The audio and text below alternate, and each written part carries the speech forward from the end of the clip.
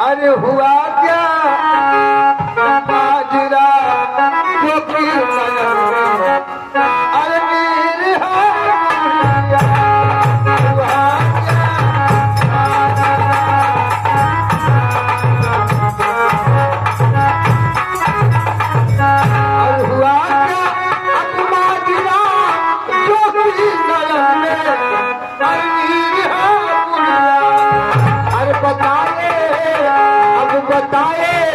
अरे बिन की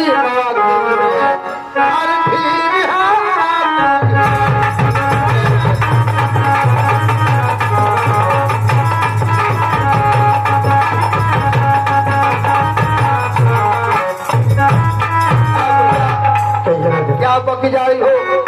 बात क्या है? ठीक है राजा, अगर आप जाना ही चाहते हैं तो मैं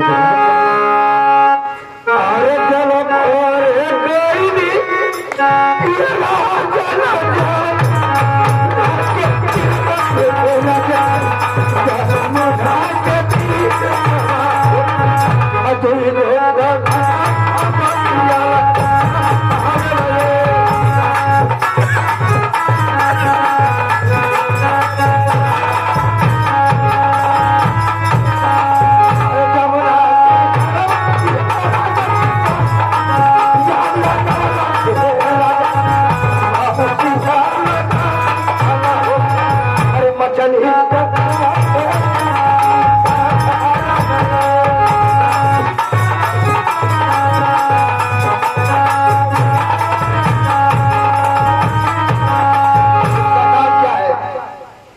उसका नाम क्या है?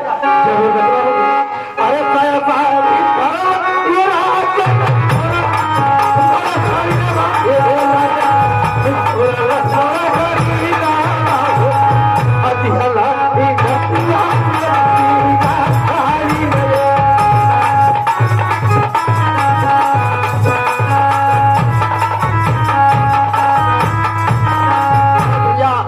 वो कौन था?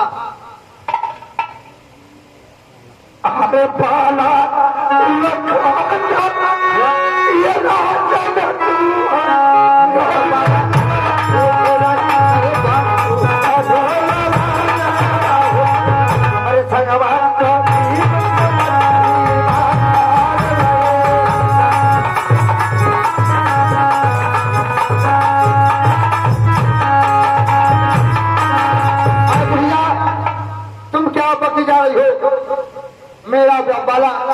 मैं जानता हूँ कि ऐसा करने वाला नहीं है। ठीक है राजा, ये बुढ़िया आपसे एक छोटा सा सवाल कर रही है कि आपके बेटे का नाम बड़ा लखनदर है, पूरे संसार में उसका नाम उजागर है। हाँ, लेकिन आपका जो दरबारी है जिसका नाम करीमन है, मात्र उसको आप जानते हैं, आपके नाम दूसरा कोई नहीं जानता है। ये सत्य है या असत्य है? नहीं, ये तो सच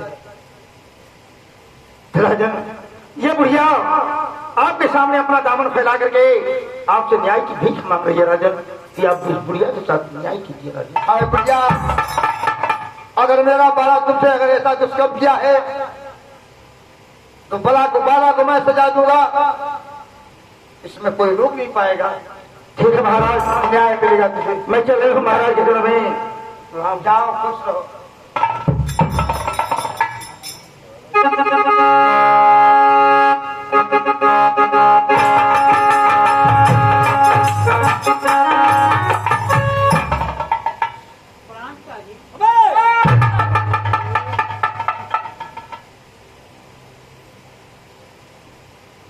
प्रणाम कर रहा,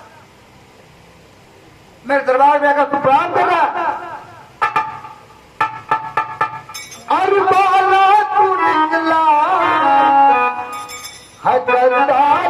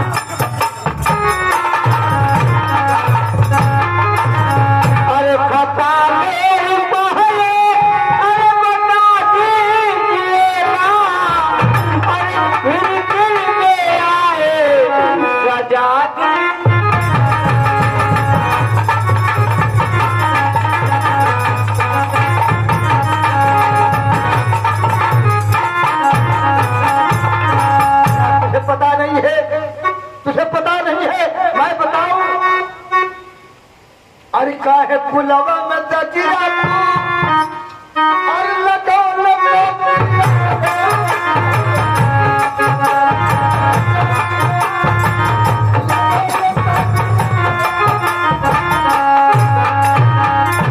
अरे काहे पुलवा में दजिया अरे लगो पिया रो काहे अरे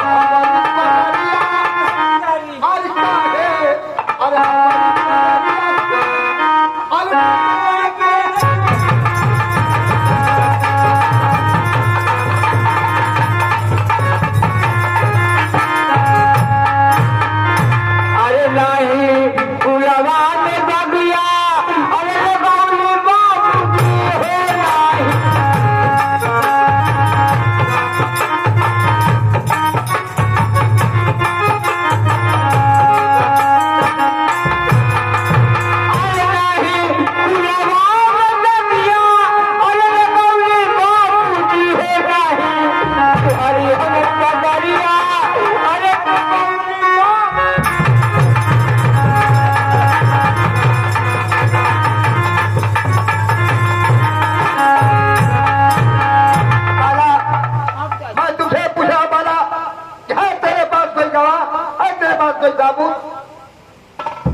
पिताजी मेरे पास कुछ नहीं है, चलिए गंगे माँ के तट पर मेरी गवाह और सब कुछ गंगे माँ है, चलिए गंगे माँ से पूछ लीजिए पिताजी। करीबना तुम तो था ना ओ बुढ़िया अगर मेरे दरबार में रो रो के दुआ की भीख मांग रही थी, मैं ये तुम दोस्त से पूछ रहा हूँ उस बुढ़िया के साथ दुष्कर्म करने वाला तू है या बाला है? हम क्या मध्यपुर में बड़ा दूर रही हम अली हैं तो देखलिए बुढ़िया रोवत ही रही है और घड़िया ये फोड़ले रहना चला हम कछुआ खाली चली गई हमको मत उल्टा सीधा हमका बड़े तो इज्जत बता दे तुम निर्दोष है। हम रानिया हो जान ठीक है तेरे पास कोई साबुन है, तेरे पास कोई जवाब? ये कि हम सब कुछ बताएं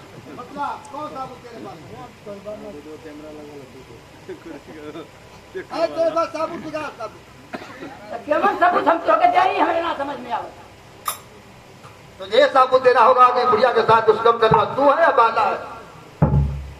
हमें सब पूछा था आई क्या कहला हम आई घर तक पसंद लिया हम तो खुदा चोरी का है तो हम कौन सा कुछ कहते बतावा आधारों कार्ड महीना बना लगा तेरा अब सब कुछ बन जाएगा, कैसे बने? मैं बना दूंगा तेरा सब कुछ। तू का बनेगा? सरकार प्रूफ मांगे लेकिन प्रूफ है ना हमारे पास। ठीक है तुम दोनों चलो मेरे साथ, चलो सुरंगा माँ के तट पर। तू इनके दिया कि हम ना जाए हम जब कुल नाम काम कैसे हैं तो कैसे लग जाए? जितना मैं कह रहा हूँ उतना सुन दरबारी ला मेरी इंसाफ की तलवार को ला दे मेरे साथ चल।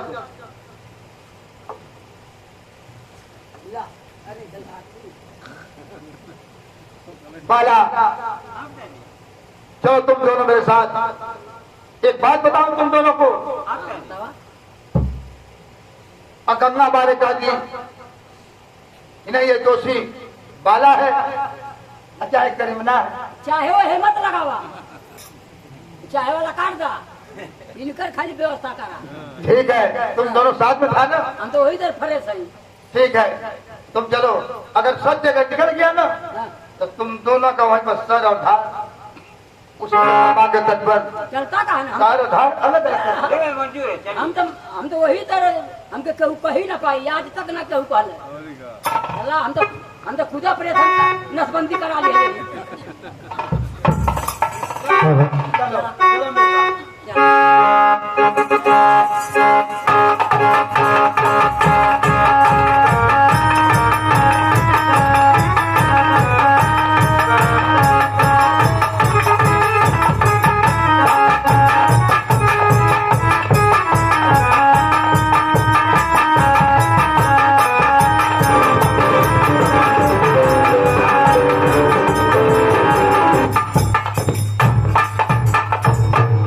दरबारी तुम कहा था बाला कहाँ था? वहाँ रहना। यहाँ पर ये था हाँ और वहाँ पर कौन था? हाँ, वहाँ पर ना यहाँ पर, वहाँ पर उड़ना यहाँ। ठीक है। अरे गंगा माँ, चला मैं तो वही तक पहले ही थे तो मैं तेरे तट पर आया हूँ माँ। मैं तुमसे पूछ रहा हूँ, वो बुढ़िया के साथ दुष्कर्म करने वाला मेरा बाला है या कि मेरा करीमना है? क्या महाराज आप जानना चाहते हैं? बिल्कुल गंगा माँ, मैं जानना चाहता हूँ। तो आपका बेटा बाबा लखनदन निर्दोष है। क्या मेरा बाला निर्दोष है? हाँ, दोषी तो करीमना आराम जाता है। क्या दोषी करीमना है? अरे तू तो कह रहा था। अरे तुम्हारी माई की गमी है। आयो ओए यार। यही का कोई हो, तुम्हारी माई की गमी है। आयो तुम तो कह रहा था उस दिन। आयो मोरी मैया हो मोरी। अरे तुम्हारी माई का भगवान का तो सुख जाए तुम्हारी माई की गमी। मोर तो एक पुल में रहबो न कहिलो। आयो मोरी माई। किसी को बुलाना चाहता है? किसी से मिलना चाहता है? के बोला मेरे के भैया ना।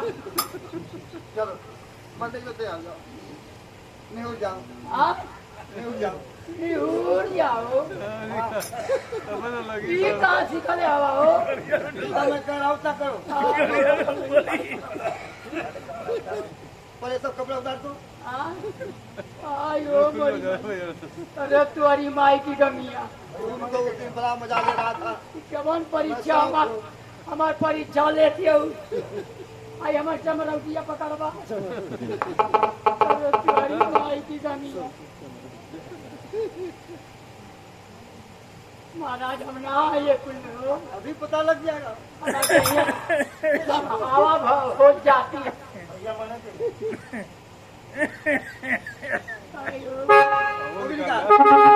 आयो हाँ, मर जाएगा, तू लेकर चला जाएगा। हो जाएगा तो कोई अरे तुम्हारी माई की गमिया। आयो मोरी। लो महाराज ले ले। आयो मोरी। ई का करवा हो निकाल के। मरने जा रहा है ना? हाँ मरने जा रहा है तुमने? ये गोता कपड़ा वाला ले जा। चलो चुप जाओ। अबे मारा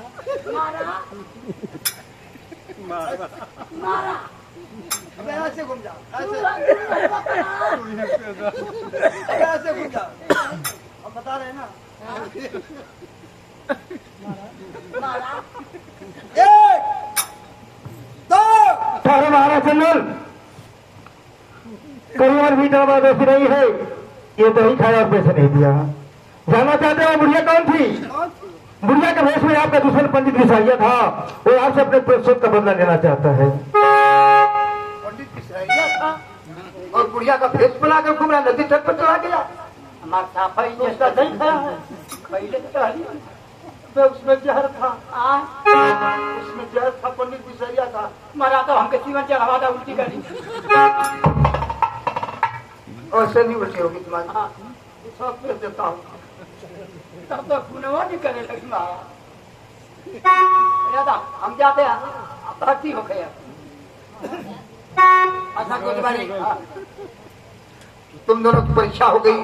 अब तुम दोनों 100 से जाओ शिकार करने के लिए। चलवा अब मेरे तरफ से ठीक है ना? जाओ।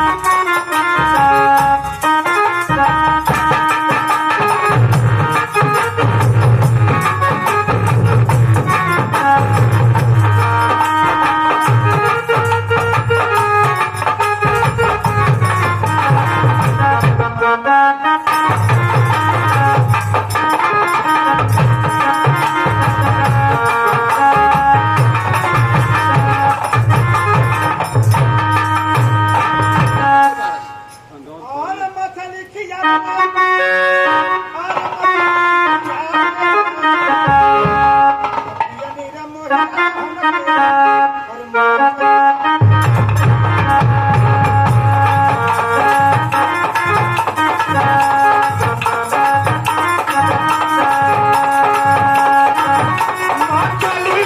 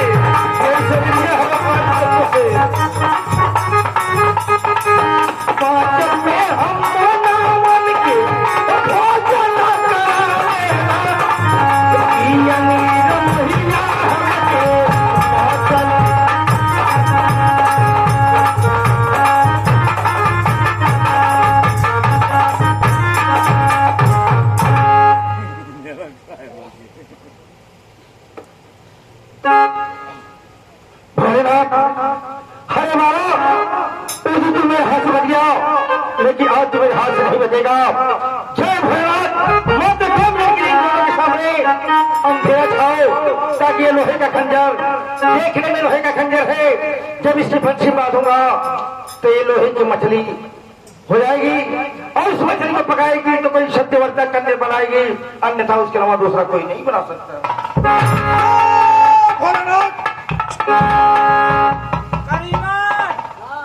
सुझाई नहीं दे रहा है। आपको ऐसा कर ले आए हो, हाँ ये तो कर ले यार। दरिया में मत चले जाना।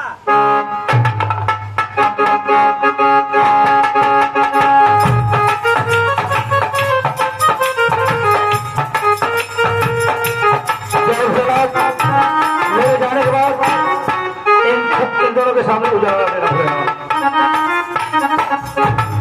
अरे चाहे भर में चाहे भर में अरे जगा मेरे चाहे भर में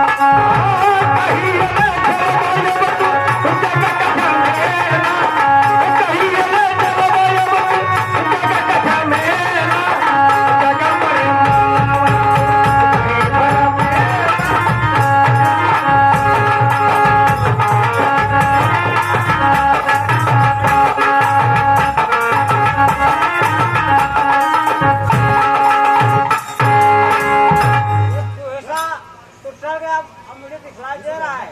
हम तो लौकैया देख लौकैया लौक रहा है। तो मेरे बच्चे को फंसा है।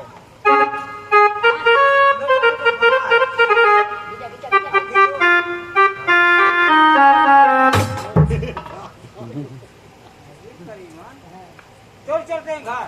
चला कह दिया जाए कि हमारे प्रधान के चाचा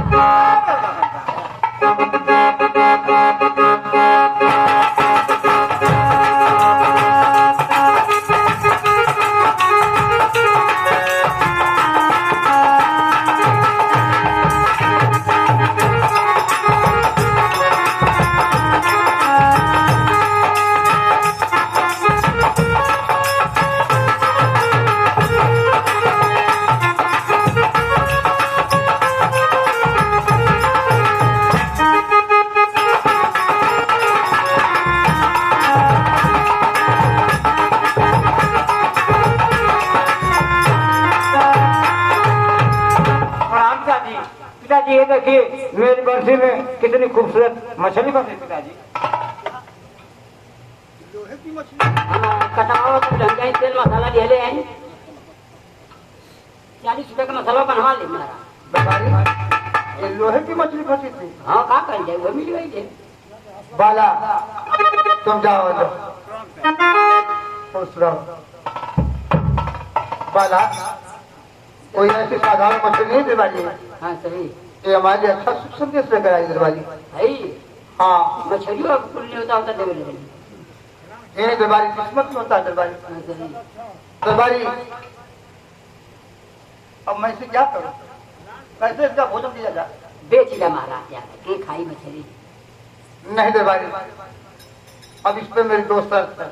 अच्छा शर्त मेरी यही है दरबारी, पूरे राज्य में ऐलान कर दो अगर कोई सत्यवादी लड़की अगर है अगर इस मछली को बनाकर मुझे भोजन करा देगी तो मैं अपने बाला की शादी उसके साथ कर दूंगा और राजपाट का मैं उसे मालिक बना दूंगा।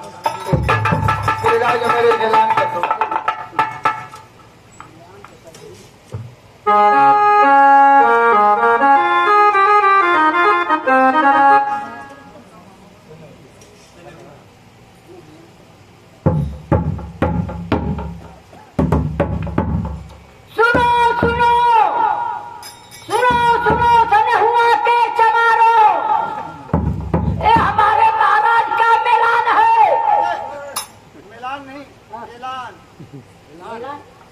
दूसरा चीज हो रहा नहीं बात सुनो सुनो हमारे देश की बजाओ ये हमारे महाराज का ऐलान है कि इस मछली का जो भी लड़की बनाएगी उसके आधार पर दिया जाएगा और उसे मालिक बना दिया जाएगा।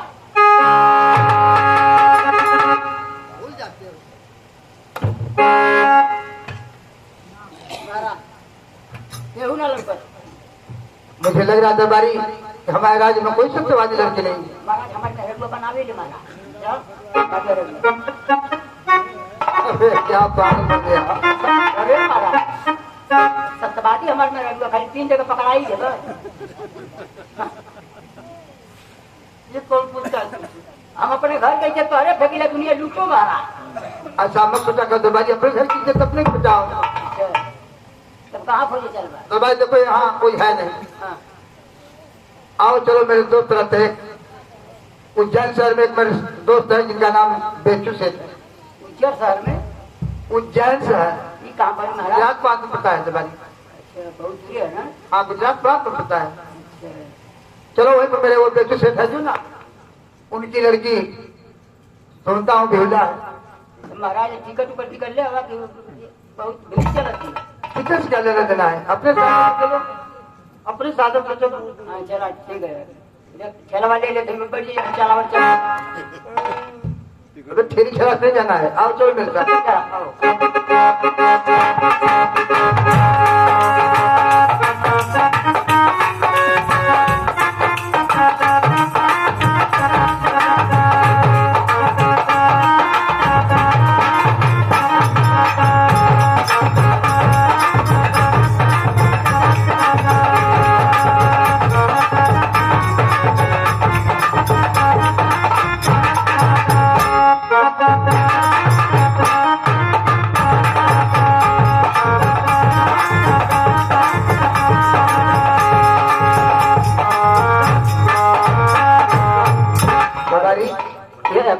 यही दवाई। अरे महाराज तुम्हारा सेठ एकदम देखा इधर से वायरिंग करवा दे रहे देखा। हाँ दरबारी सब तार तार लटका दे खाली बल्ब लगावे के लड़का 3 को में लगा दे तो ऐसे बढ़िया व्यवस्था इन करी। दरबारी हाँ देखो बुलाओ देखो कोई अंदर है। का कहो? अरे देखो पहले बुलाओ देखो कोई है। क्या हुआ हो? कौन है? आई आई? आई आई अरे कौन कुत्ता बोला है? अबे ऐसे बोलोगे? कौन कुत्ता जो बुलाया?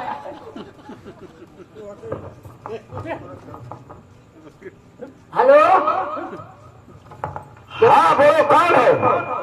हाँ अंडा दूध लिया है। अरे हरामजादा भी चप्पल चप्पल से बात करूंगी। अरे हराम ज्यादा चप्पल से बात करी। कौन है पहले बात करो। क्या करी? पूछो कोई है अंदर? कौन हो? कौन लड़की बोला थी? पूछो कौन हो? क्या हो का नाम है? तू क्या हो? अरे तुम कौन हो? हम बदमाश हैं। अबे ऐसे बताना बदमाश है तो कोई दरवाजा खोलेगा? पिटवाई बात ही लगा था बाहर। ऐसे मत बोला करो बदमाश करोगे तो नहीं कुछ पाएंगे। मार दिया। खत्म में जाओगे। तो हम लोग मेहमान हैं। हाँ हेलो हेलो हम तुम्हार पहुना है। अरे कहाँ है जाओ? अबे कहते तो हम तुम्हारे पिता के दोस्त हैं। ये कौन किया? हाँ हाँ हेलो हाँ बोलो। हम तुम्हारे पिता का सार हैं।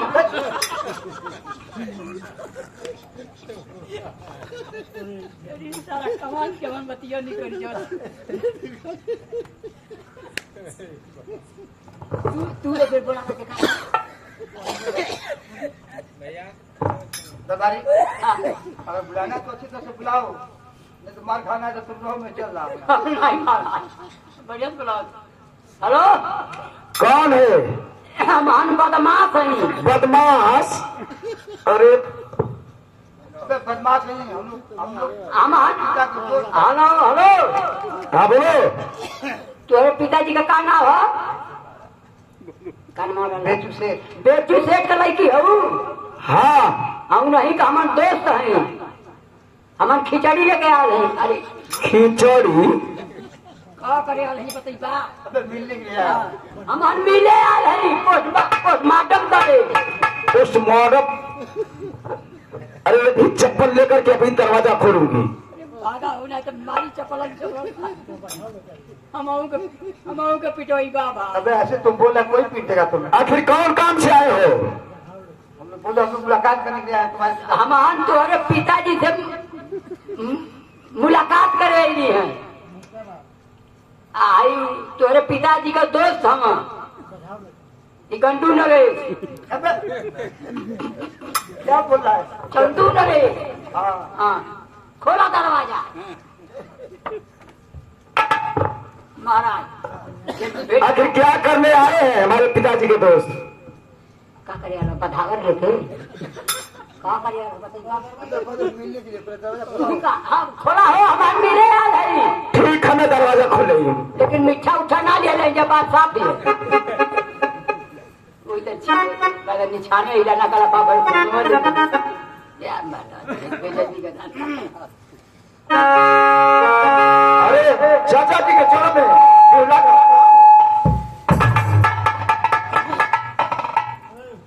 अरे सुनबा तू सुनबा ए चाचा जी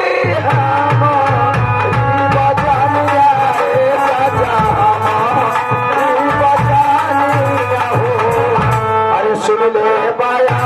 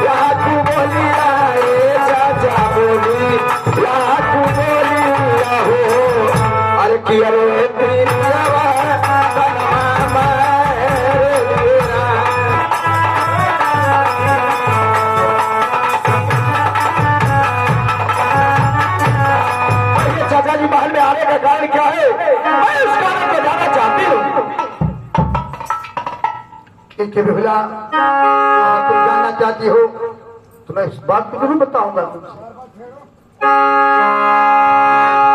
अरे नहीं मोरे खंडला एक जाना भाला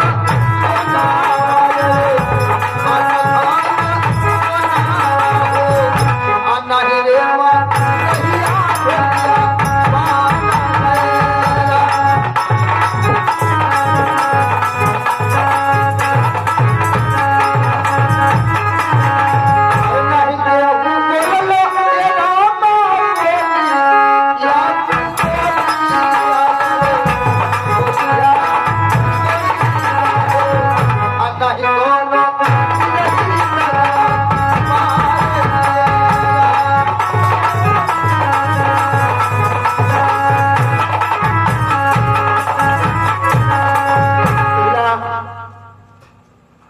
मुझे कोई कमी नहीं बिरला, मैं उसी तरह से मुलाकात करने के लिए तुम्हारे पिताजी से आया था।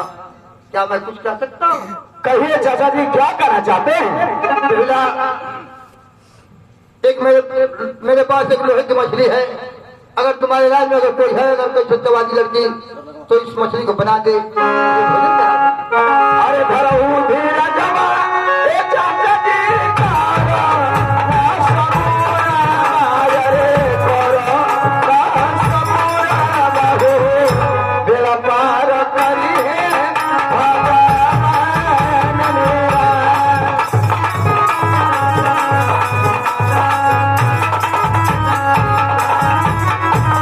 अरे लोहे की मछली आए चाचा जी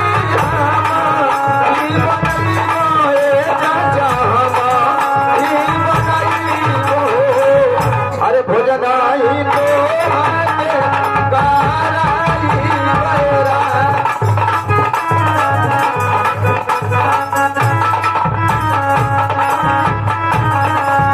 दीजिए चाचा जी, मैं मछली अवश्य बनाऊंगी और बना करके ले आऊंगी।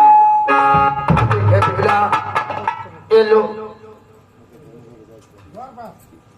हाँ ठीक है चाचा जी, मैं मछली अवश्य बनाऊंगी और बना करके ले आऊंगी। जाओ, मैं थोड़ा सा आराम कर रहा हूँ।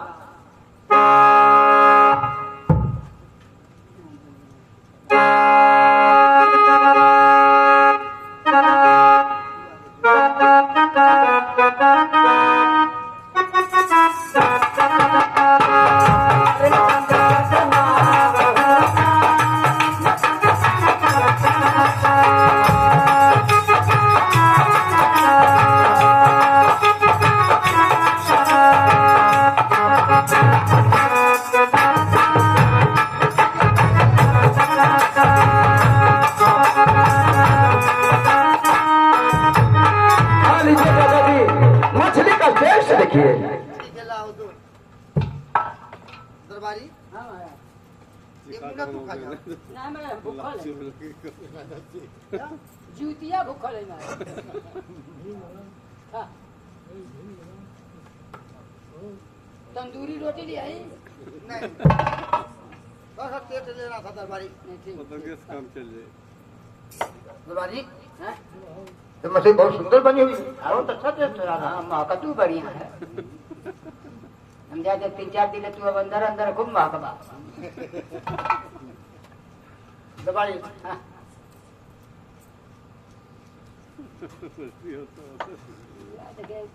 छोड़िया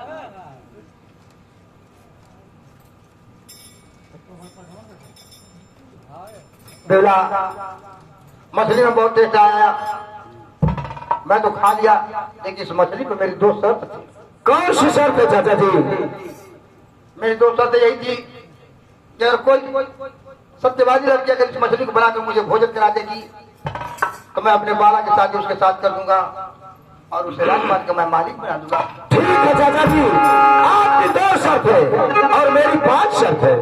5 शर्त मंजूर हो जाएगी तो मैं शादी करने के लिए अवश्य तैयार हो जाऊंगा। तो अपनी 5 शर्त बताओ, तुम्हारी शर्त क्या है? दरबारी, दरबारी इधर आओ, यहाँ बैठ कर नोट करो। मेरी 2 शर्त है और पीला का 5, इसका नोट करो।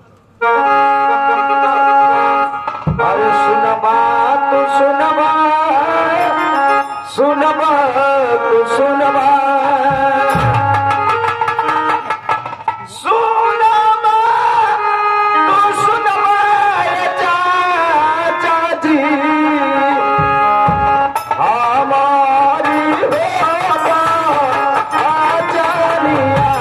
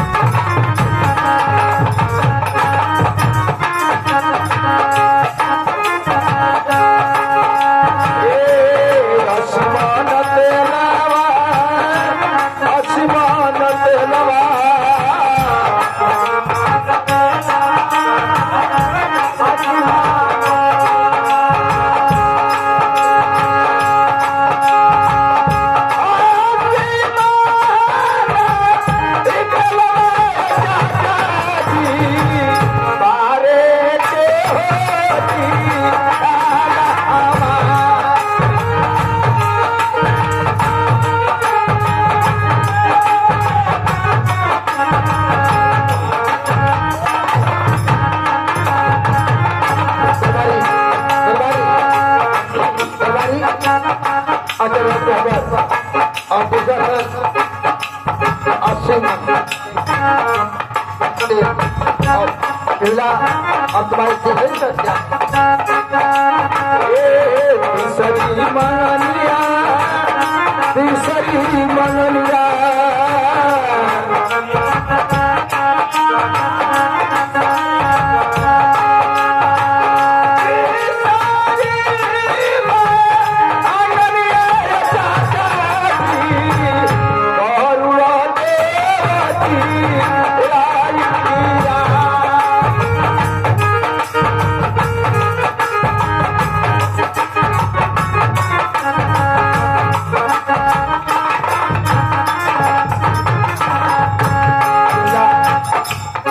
चौथी कर बता फिर चौथी कर दिया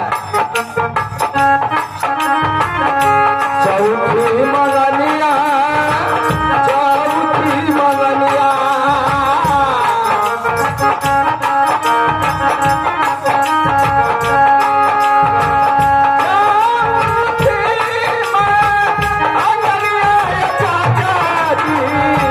साकर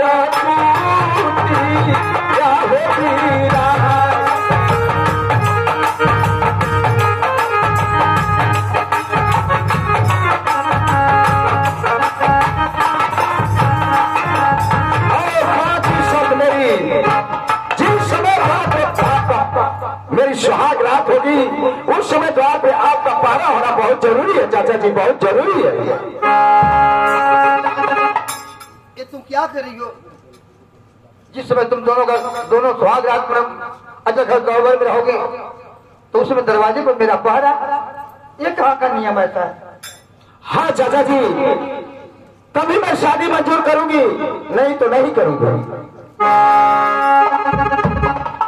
चल बेहुला, ये तेरी पांचों शर्त मुझे मंजूर है। दरबारी हाँ महाराज चलो अच्छा घर गोबर बनवाने की तैयारी करो। ठीक है चाचा जी, चले। पिताजी आएंगे तो मैं इसे सारी बात बता दूंगी। उनसे इस बात को कर देना और मैं 2 दिन के बाद आऊंगा बारात लेकर और मैं शादी करा के लेकर चला जाऊंगा। तुमका मोरा गढ़ दे रे सोनारा लागल का माथे हाथ हो। तुमका मोरा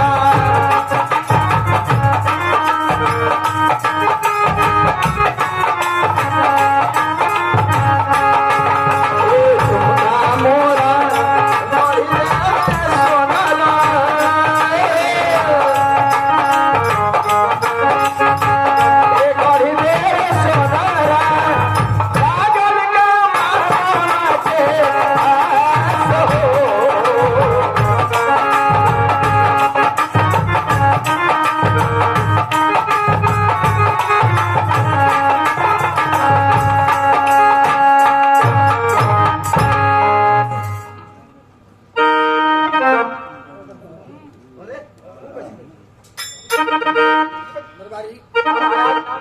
कोई मिला मिस्त्री? भाई मिलन ना फोन कही है ठीक है दरबारी, जितना जल्दीबाजी हो सके इतना जल्दी बनवाना। और ऐसा करो दरबारी, ये बाहर की हवा अंदर न जाने पावे और अंदर की हवा बाहर न जाने पावे। तो फोन करके सीरिया सीमेंट आइटवा भेजवा। ठीक है मैं बोल देता हूँ। तैयारी करो तो बना। 1.5 किलो सीमेंट भेजिया कम से कम 1.5 किलो।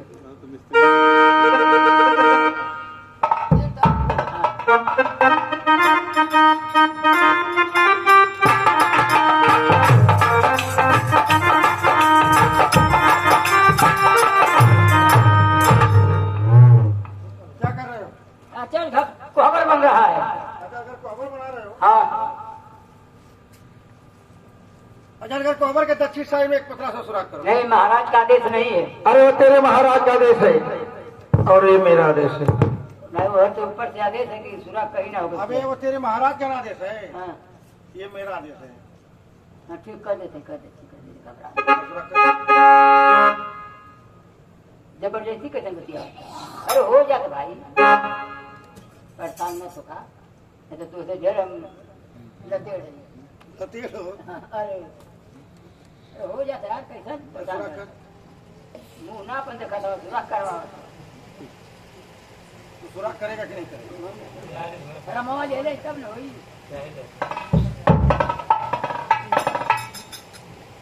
हाँ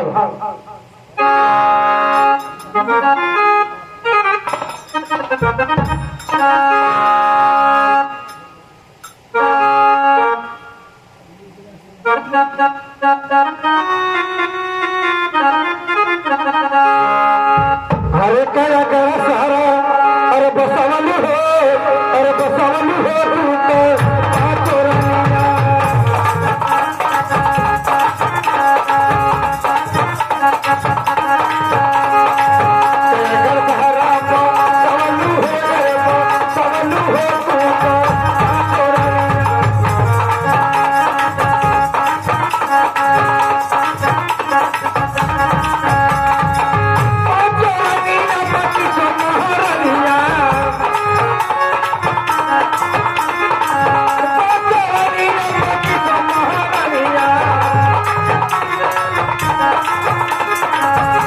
घर बहरा बसवलू हो तू तो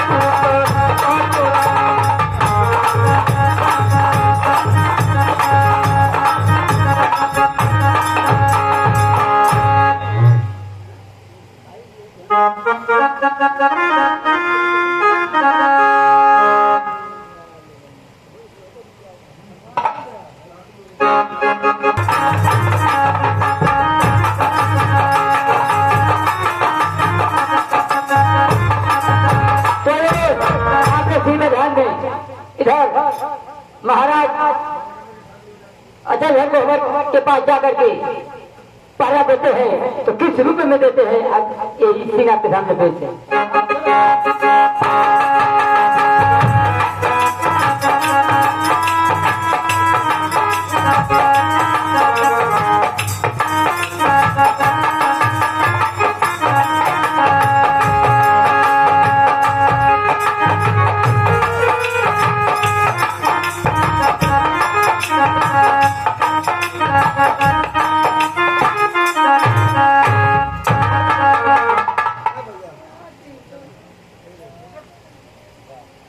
आज इस अजरगढ़ कोहबर में मेरा बेटा बाला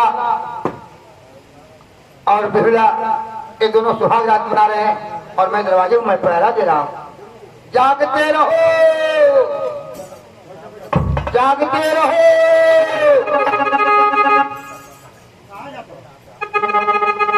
क्या कर रहे जागते रहो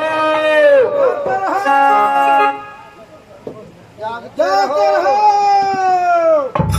अरे चौकीदार इतनी रात में तू महाराज की जय हो जय हो।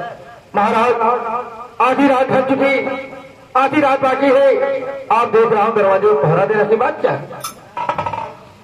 मैं बतलाना तो नहीं चाहता था चौकीदार लेकिन मैं तुमसे जरूर बताऊंगा। बतलाइए चौकीदार आज इस अजरगढ़ कोहबर में मेरी बहू बिहुला और मेरा बेटा बाला ये दोनों अंदर सुहाग रात मना रहे हैं सब और मैं दरवाजे पर मैं पहरा दे रहा हूँ।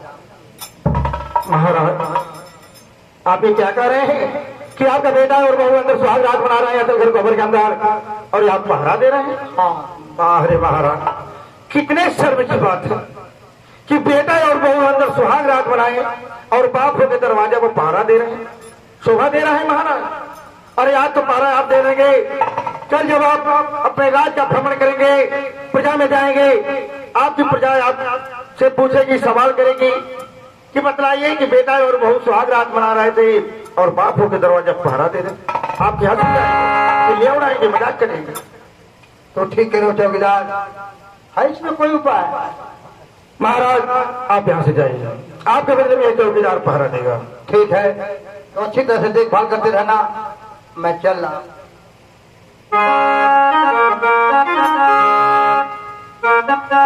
जाइए राजा अब तुम्हारा बेटा कल का सूरज नहीं देखेगा।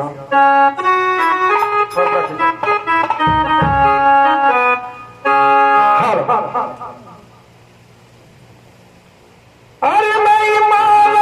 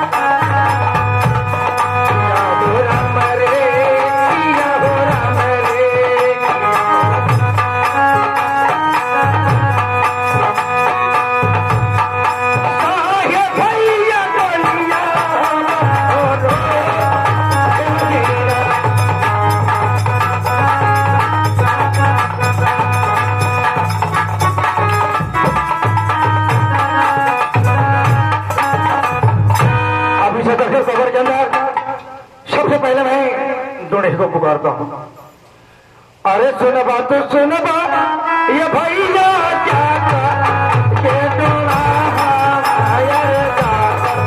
के डोला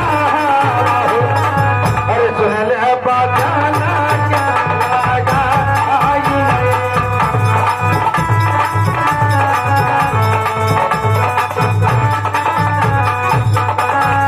अरे ये सड़क सड़क कहो परवा ये धीरा ना नाच जनवा ये हो नाच जनवा अरे आई के दर्शन तू हमको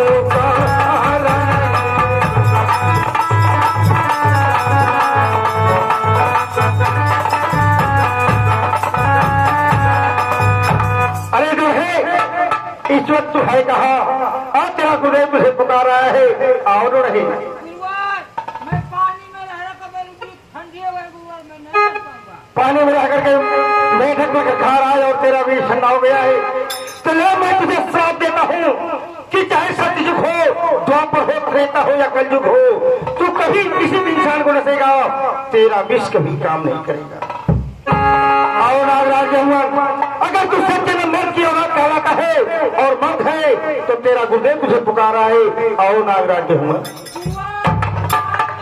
मंगलवार का व्रत है मैं नहीं कर पाऊंगा आज तेरा मंगलवार का व्रत है नहीं कर सकेगा तो ले मैं तुझे आशीर्वाद देता हूँ कि तेरा मंगलवार का व्रत हमेशा चारों युगों में कायम रहेगा और आगे तो है कहा अगर तू नहीं आएगी रागिन तो तेरा नागराज के हुन मेरे हाथों में कैद है अगर अपने नागराज के हुन को बचाना है तो नाचते हुए फुफकारते हुए मस्त होकर के मेरे सामने आओ नागिन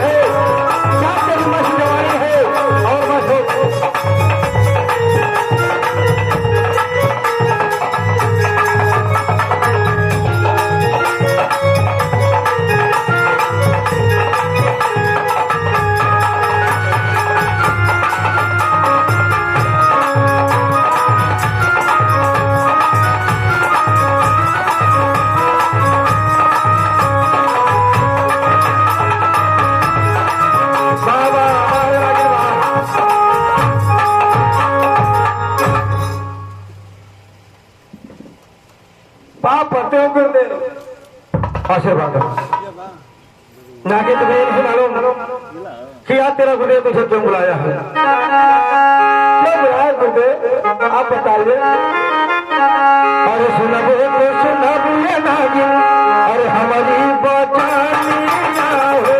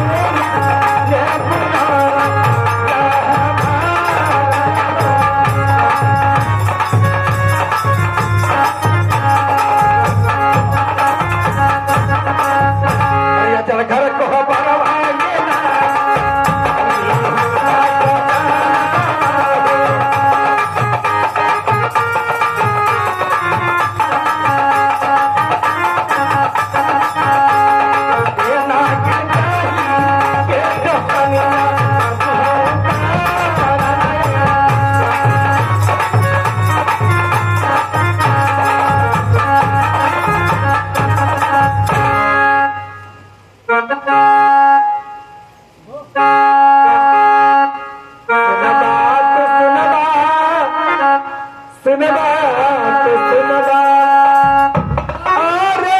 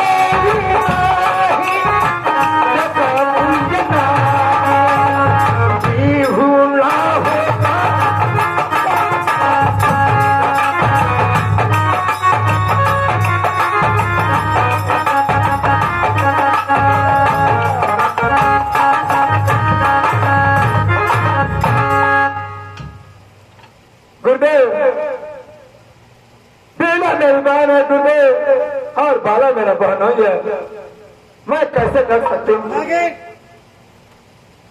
तू ये कीड़ों मकोड़े की जात बाला खंडर और बिहुला, ये दोनों इंसान मदद से है।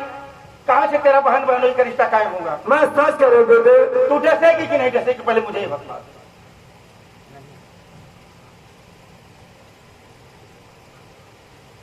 मैं नहीं डर सकती गुरुदेव। नहीं डसेगी, चल तैयार हो जा। गुरुदेव मुझसे गलती हो गई गुरुदेव, जो कहेंगे मैं करने के लिए तैयार हूँ गुरुदेव। पहले खड़ी हो जाओ वहां पे। खड़ी हो।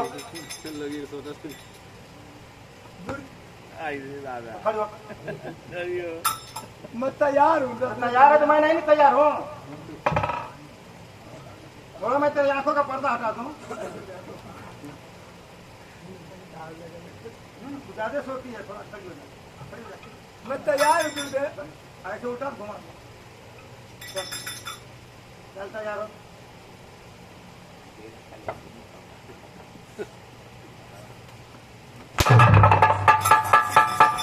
गुरुदेव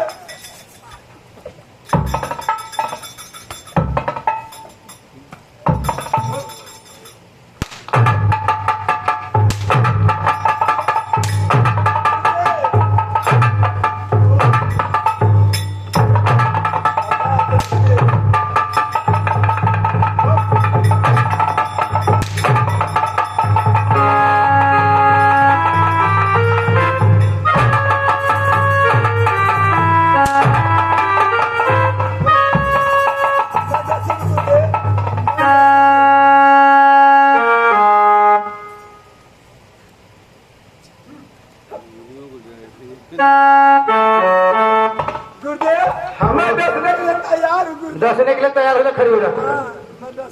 जाओ। हर इंसान की जिंदगी में 3 रात होती है। पहली रात जब गई, दूसरी रात सुहाग की और तीसरी रात मरह की।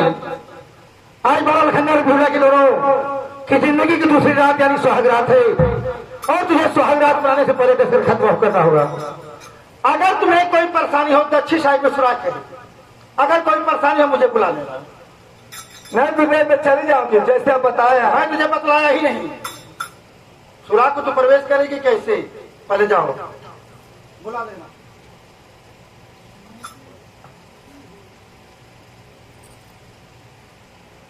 हेलो, मैं चल रही हूँ। और बीरा और बड़ा दोस्त है। हाँ मैं चल रही हूँ, अपना काम करके आऊंगी।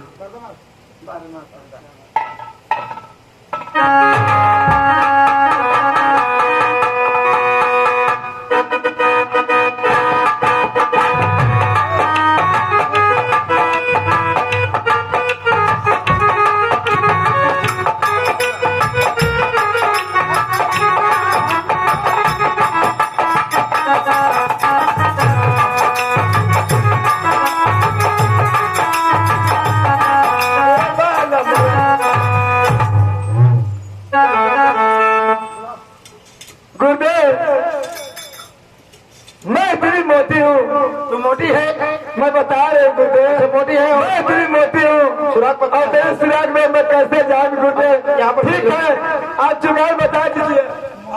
इधर आ, इधर आ। मैं चले जाऊंगी, खाली आप बता दीजिए गुरुदेव, खाली आशीर्वाद दे दीजिए गुरुदेव। मैं हर तरह तैयार हूँ। नहीं इधर देख, मैं अपनी माया से सागर कुत्ती बिल्ली के रूप अच्छी मैं सबको सुना रहा हूँ। बिहुला की केस सफाई के लिए लड़की रहेगी और तुझे वही केस पकड़े तो पलंग पर चढ़ना है। बिहुला के पास माया की नहीं भेज रहा हूँ, बाला लखंदर के पास माया का मच्छर। बाला लखंदर के पैरों तले बैठ जाना, 2 बार अपना पैर पटकेगा, तुझे चोट लगेगी माफ कर देना। लेकिन जब तीसरी बार चोट लगे माफ नहीं करना है, 10 करके खत्म करना। एकदम गुरुदेव। अरे बस, अगर मेरे साथ कोई होशियारी दिखाई नहीं गुरुदेव। तो समझ गई ना? हाँ गुरुदेव। मैं तुझे ही नहीं, मैं तो माँ को भी नहीं छोड़ू।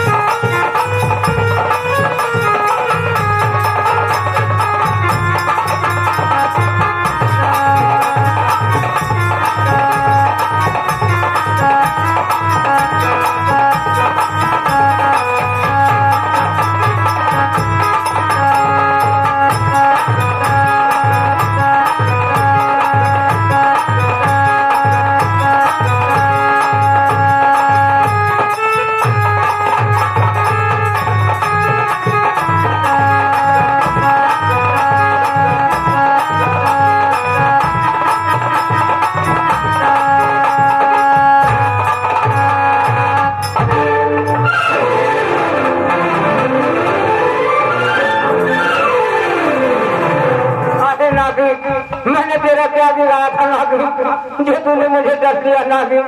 प्यारी जागो, जागो मुझे नागिन दस लिया, प्यारी जागो।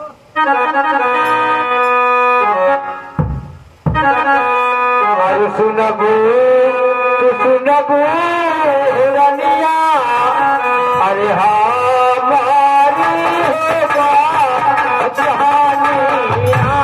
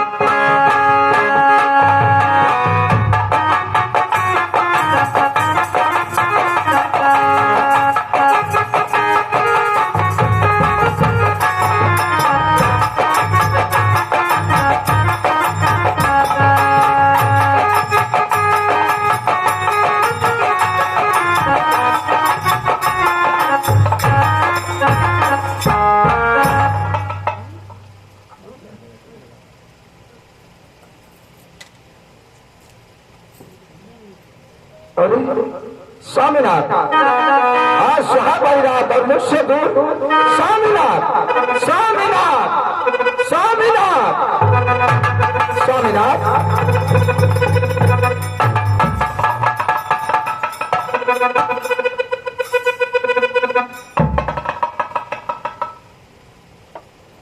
या भगवान आखिर ऐसा क्यों हो रहा है? स्वामीनाथ बोलिए एक बार, मुख से बोलिए, आखिर क्यों मुझसे नाराज है स्वामीनाथ?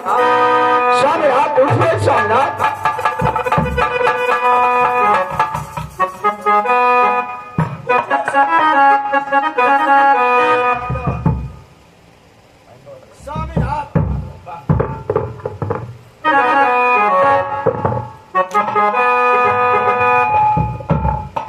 स्वामीनाथ उठिए स्वामीनाथ, एक बार मुख से बोलिए स्वामीनाथ स्वामीनाथ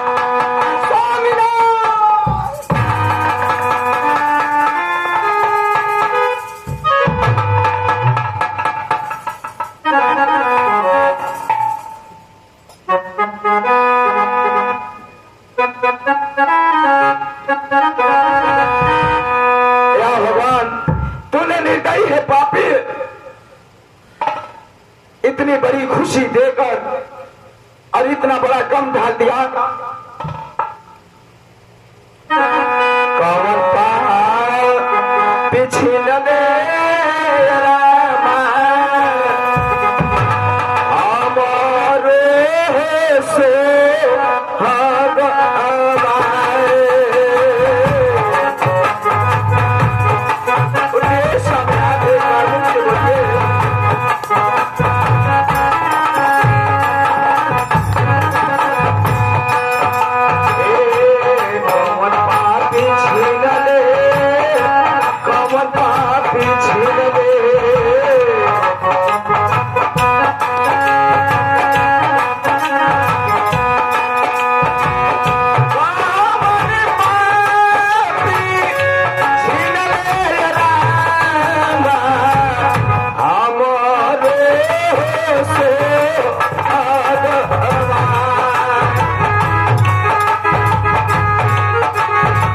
उठिए स्वामीनाथ, एक बार मुझसे बोलिए।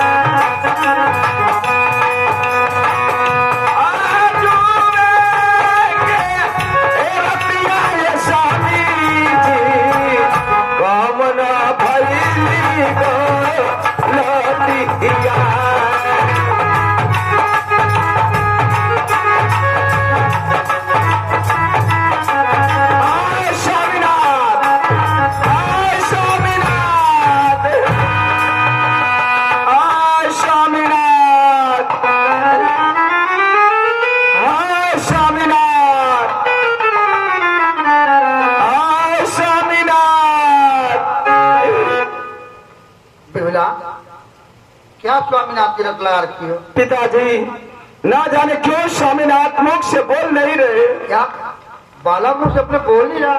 नहीं स्वामीनाथ,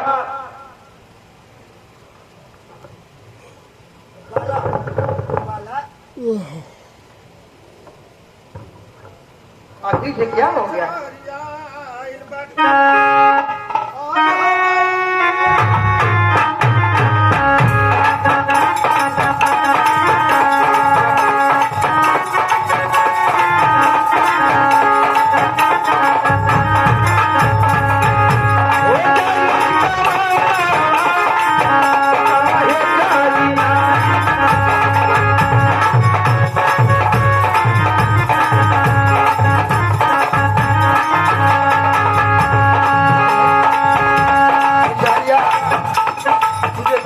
लगा है। आज इस शक्ल कोहबर में न जाने बारह अपने मुंह में बोले जाए और तुझे भजन अच्छा लगा है।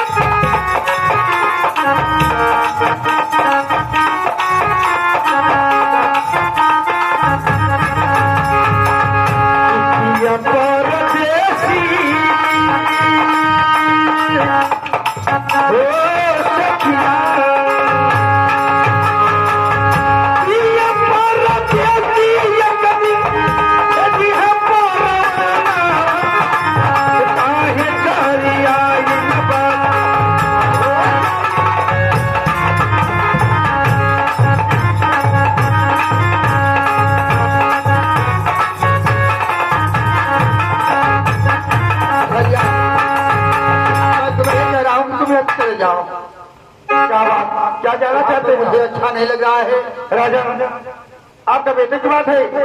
हाँ देखिए आपके बेटे के मुंह से झांकी आ रही है। क्या गांठ एक राया तो बेटा, और ये देखिए इसके अंगूठे में कोई जहरीला जंतु काट लिया है।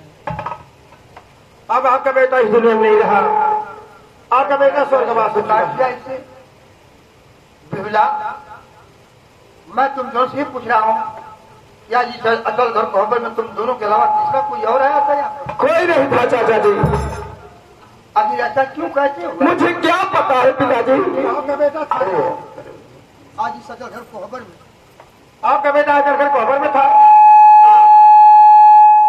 तो ये सोचिए कि आपका बेटा मरा कैसे। ये कौन है? ये मेरी बहू है। जिसे आप अपना बहू समझ रहे हो वो बहू नहीं, बल्कि बहू के रूप में एक डाइन है, नागर है। क्या? मेरी बहू एक नागन डायन है? हाँ राजा, सोचिए कि जब बच्चा घर कोहबर के अंदर हवा प्रवेश नहीं कर पाएगा तो जहरीला जंतु गया कैसे?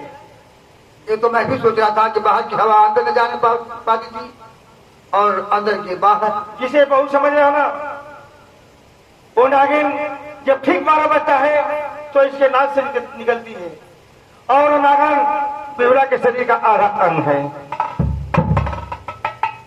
जैसे आपके बेटे को मारी है उसी तरह से इसको भी मार डाली है। इतना ना अब तो दसरा खत्म पहला ना, अब थोड़ी देर के बाद दहनिया मांगी लसिया खाऊ खा। बिमला, मैं तुम्हारा क्या बिगाड़ा था या तुम मेरे साथ ऐसा की? और मैं तुम्हें ये कह रहा हूँ बिमला, अब तो जो अच्छा हुआ हो ही गया, अब तुम जाओ यहाँ से। जाओ। नहीं चाचा पिताजी, मैं कहाँ जाऊंगी, किधर जाऊंगी? जब इस दुनिया मेरा बेटा नहीं रह गया, तुम यहाँ रहोगी किसके सहारे? कहाँ रहोगी? कौन है तुम्हारा? अरे सुनबा तू सुनबा एक पिताजी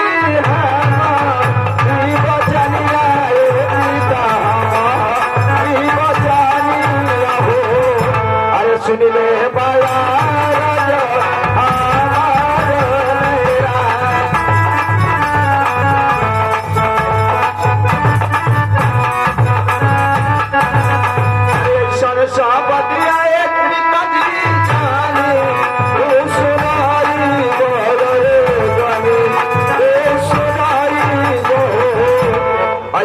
सबतिया ना सोधा ले लेना।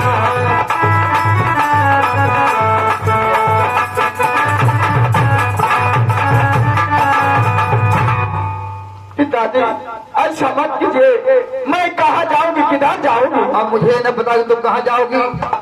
तुम थोड़ा इंतजार करो, मैं जा रहा हूँ बाजार से एक कफन लाकर तो दे दो। नहीं पिताजी, ये मेरे पति की लाश दे दीजिए, मैं इसी वक्त चली जाऊंगी। बिरला, ये लाश लेकर तुम कहाँ जाओगी, कहाँ भटकती रहोगी? ये मेरा लड़का है, इसका अंतिम संस्कार मैं करूंगा। नहीं कौन होते हो? मुझे दे दीजिए चाचा जी दे दीजिए। बिरला,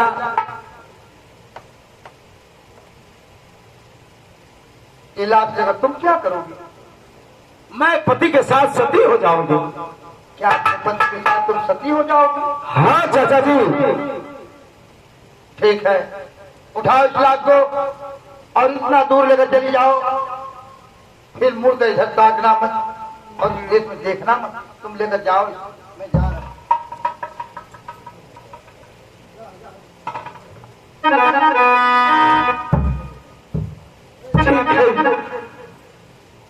मैं पति के लाश को लेकर ले चल रही हूँ गंगा जी के तीरे, वही पति के साथ सती हो जाऊंगा।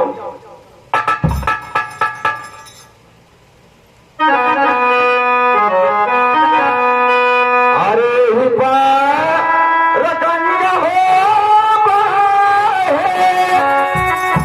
अरे ही पार जमुना हो यार सखी हो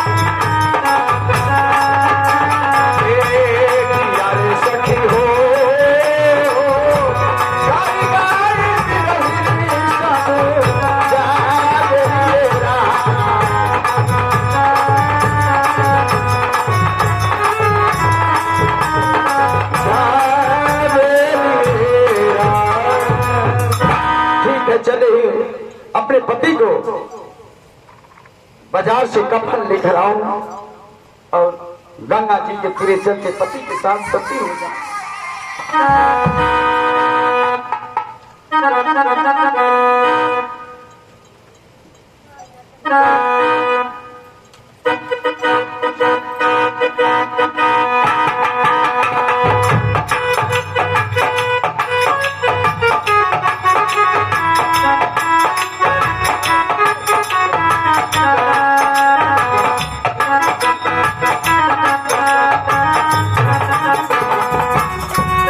चल रही हो पति को उठाओ गंगा जी के पूरे लेकर चले।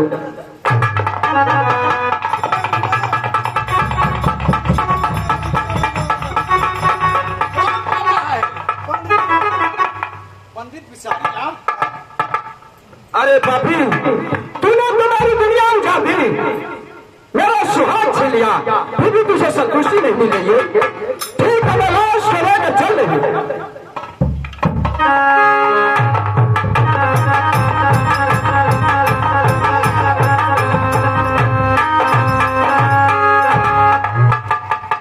मैं तुझे कई बार कह दिया, इस रात को मेरा अधिकार है, इस रात को मैं जलाऊंगा।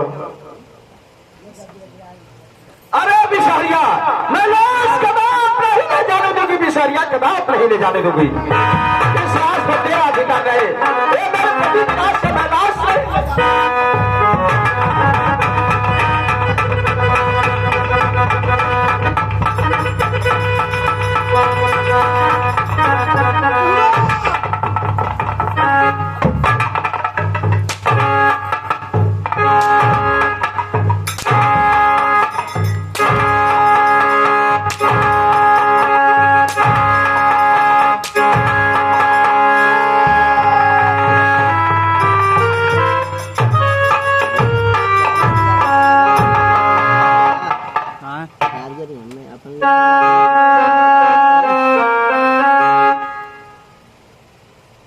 लगा दी।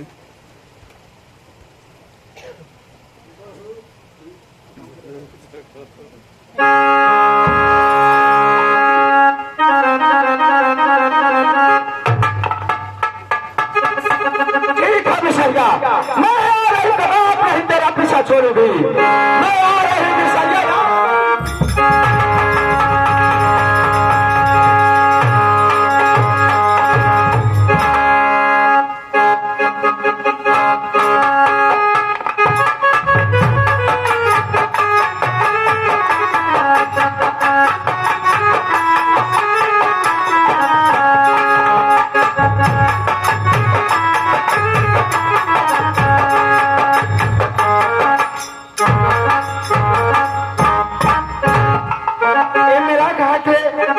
इस घाट में कपड़ा धोऊंगी।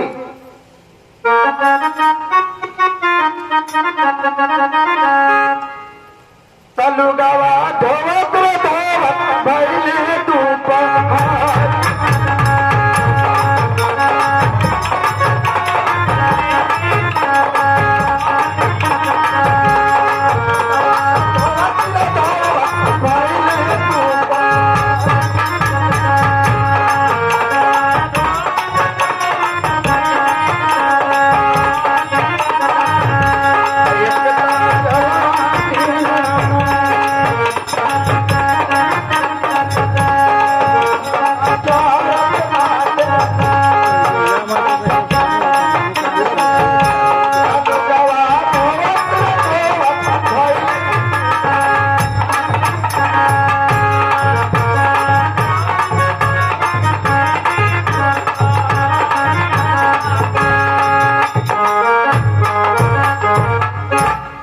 बेटी बेहुला, तुम इस वक्त इस समय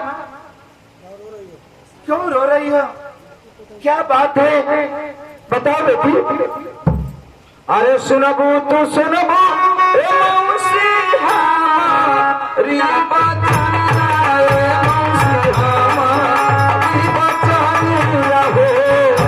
अरे सुन ले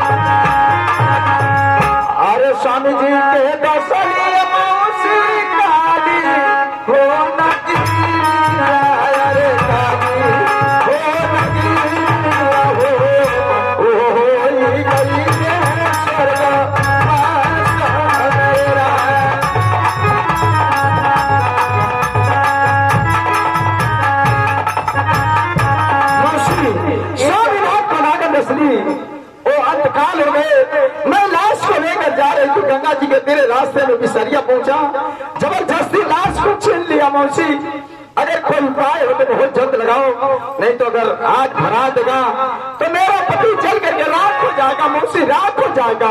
ठीक है बेटी, तुम चिंता मत करो, मैं हूं ना, मेरे रहते चिंता मत करना तुम। और हरमजादा तुम्हारे पति को कहाँ लेकर जाएगा?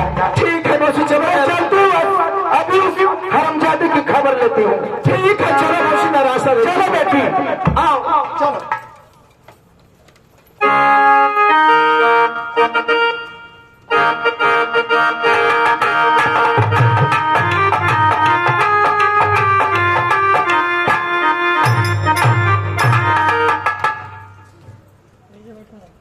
फालसिया फुकिया ना बा हां तक मते बूढ़ पुरानिया करा गाल बजाओ थोड़ा उत्तर क्या है?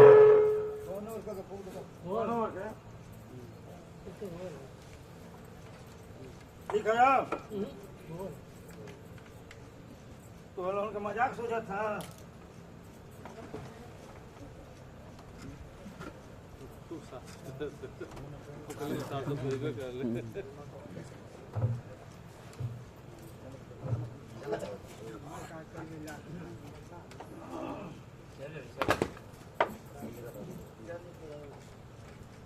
घर वाले चाहूंगा ना के कपन तपन दिया हाँ दादी हुआ एक दादी आई है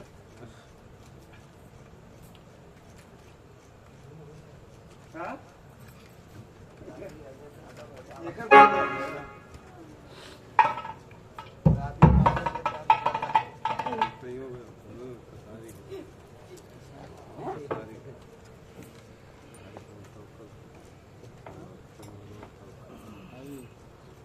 बहुत परेशान कर देता।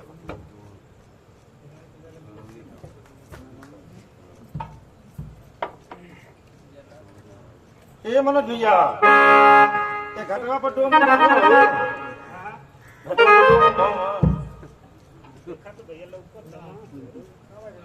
तनी आगे लिया बता।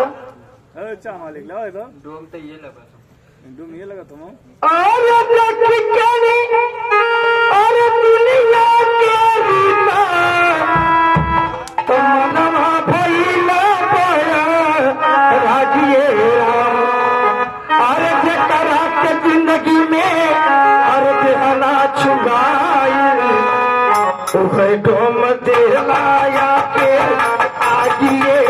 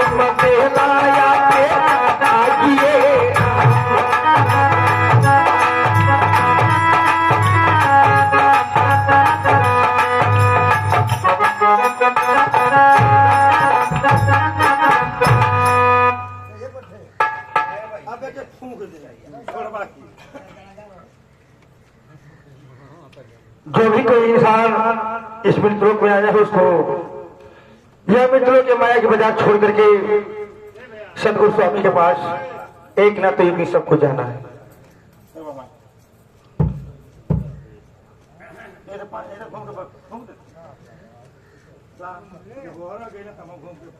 घूमने के मत भाई का ताकत लकड़ी के पैसा देला खाली लवंडा ना के ताकत रहा लोग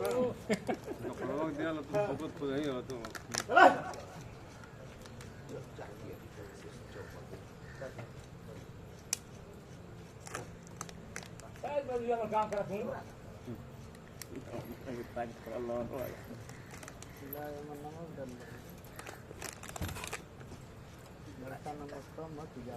अरे मैं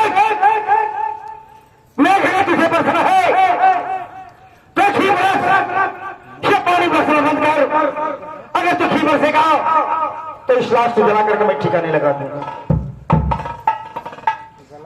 ना कहीं के नाश कर दे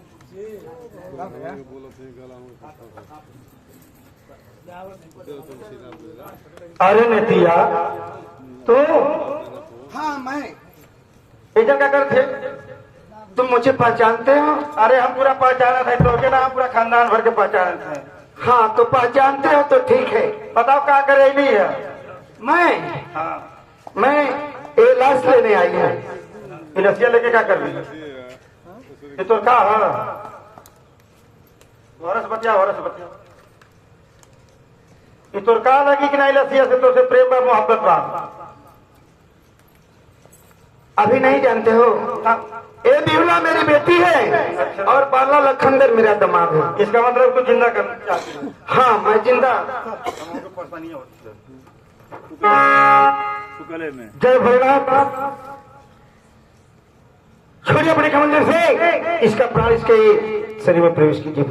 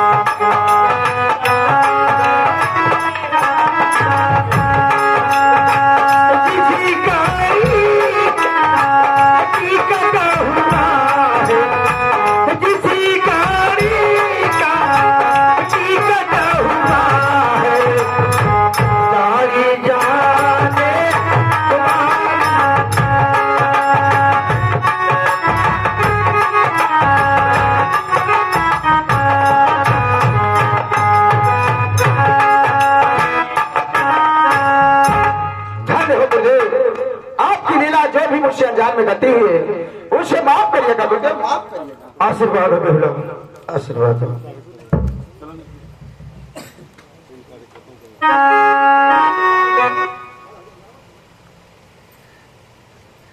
अरे बाला तू बाला जिंदा हो गया। पिताजी ये इंद्रलोक के इंद्र भगवान है पिताजी, इनका चरण अस्वस्थ करो पिताजी। क्या पंडित बिसरिया इंद्र लोक का इंद्र भगवान है।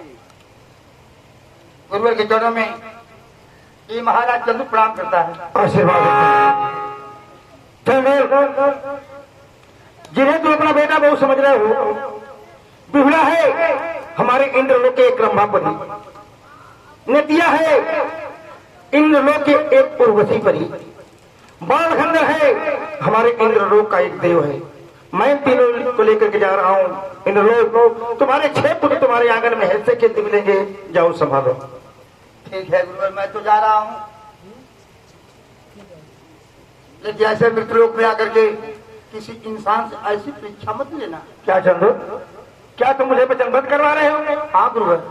तो लो मैं तुम्हें वचन दे रहा हूँ कि यहाँ से इंद्रलोक से देवता कर कोई किसी भी रूप से मित्रलोक में कोई परीक्षा लेने नहीं आएगा। लेकिन इसके साथ साथ मैं श्राप भी देकर के जा रहा हूँ कि यहाँ से इस मित्रलोक में कोई औरतें पतिव्रता भी नहीं रहेगी। हेलो गुरुवर, ऐसा ही होना चाहिए। जाओ, मैं जा रहा हूँ।